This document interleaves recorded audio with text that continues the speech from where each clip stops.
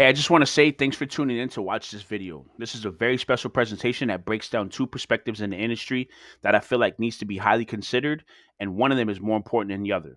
Continue watching to find out more. This presentation is going to cover some misconceptions on how to analyze deals when it comes to assigning deals in real estate. I'm going to offer you a chance to see two perspectives that are common, but I think only one perspective is being ignored that might be the reason why you're not getting your deals closed. I'll break down these two important POVs or point of views that need your attention and will possibly solve any reasons why buyers don't want your deals. We're going to cover the goals in this. The first perspective that we'll cover is called the wholesaler's point of view, the steps that a wholesaler will use when getting the deal under contract and ready for assignment. The second perspective that I will cover that is possibly the most ignored is the investor's point of view. This is the view that considers what an investor pays when doing deals and what their total investment costs are, and the things they consider when purchasing a property for a huge return. Let's start with the wholesaler's point of view. These are the steps that are included. Search motivated seller leads and look for properties where the property itself is in distress and needs some type of repairs. Make contact with the motivated seller and discover reasons why the property shows signs of distress, and then work out an agreement and get the property under contract for a profit. No money involved, request discount. Investor's point of view. The steps included is fix and flip investors work with multiple providers that will help them find properties that are ready for repair. This could range from light, medium to heavy repairs that offer the average return on their investment of 45,000 to 75,000 depending on the state and the typical rates that apply. But keep in mind, the investor pays all closing costs and any associated fees. So let's look at a deal from the wholesaler's point of view. This is the deal breakdown. They consider asking price, the repairs, they look at the estimated ARV, they consider their assignment fee, and they try to offer the deal at a discount to the investor that's suitable to the investor's needs. Either the typical standard 70% of ARV, but if you can offer the deal at 65% or lower, even better. Now let's look at the investor's point of view. This is a deal breakdown. This is what the investor considers when looking at your deal when you bring it to him for assignment.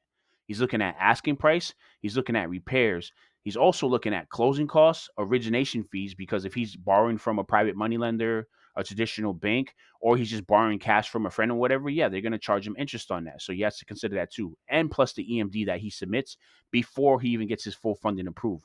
But this does not include insurance or holding cost. So let's put these two perspectives side by side and let's compare a wholesaler's point of view when getting the deal under contract versus an investor's point of view when he gets that contract in his hand.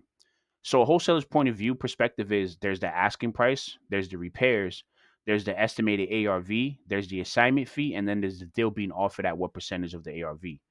But from a wholesaler's point of view, they're comparing it from the asking price to the estimated ARV, and they're automatically assuming that the investor's profit is $80,000. And they're getting a huge discount because it's not the standard 70% rule that everybody's been using. Oh, I'm offering at 65%. This has to be a good deal. He's making 80K on it. But now let's look at the investor's point of view. From the investor's point of view, they're going to consider their total cost, and from their total cost, this is how they evaluate their deal. So their asking price, repairs, closing costs, origination fees, and EMD. So total altogether for the investor's total purchase of this property is $177,200. But let's look at the estimated ARV, that is $200,000. So the investor's profit is actually only $22,800. And what percent of that ARV? Look how close that total percentage cost is to the estimated ARV. That's almost 85% of the ARV. This is not a good deal. So what POV matters? When doing your deal analysis, do not look at it from a wholesaler's point of view only. In order to successfully move a deal forward that your buyers and buyers of hedge funds will be interested in, is that you would need to start looking at the total investment cost of the deal.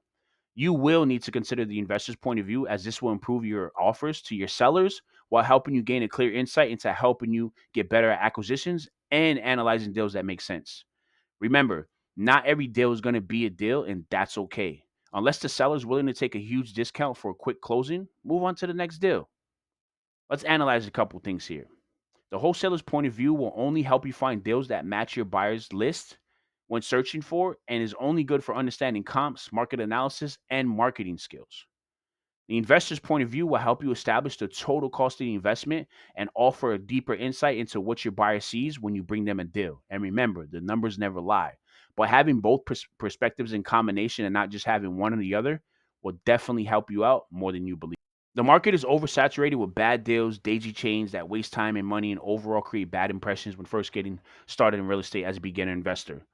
And we all understand you want to use wholesaling as an exit strategy. But when you use the perspective of the investor's point of view, you're enabling yourself to practice the habit of better business.